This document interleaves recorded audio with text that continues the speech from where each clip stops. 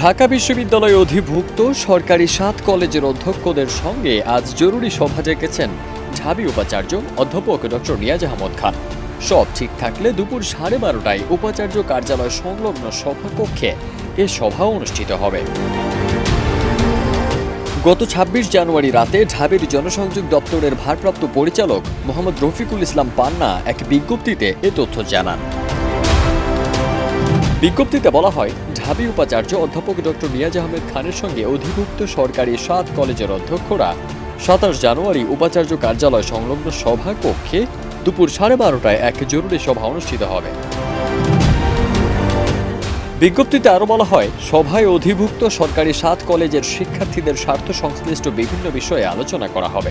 এর আগে গত ২৬ জানুয়ারি ৭ কলেজ শিক্ষার্থীদের সঙ্গে ঢাবি উপাচার্য অধ্যাপক ডক্টর মামুন আহমেদের অশোভন আচরণের অভিযোগ এনে রাজধানীর সায়েন্স ল্যাব মোড় ও টেকনিক্যাল মোড়ে অবরোধ করেন শিক্ষার্থীরা। তাদের আন্দোলনে গুরুত্বপূর্ণ দুটি সড়কে যান চলাচল বন্ধ হয়ে যায়। ফারদিন সানি, দেশ রূপান্তর।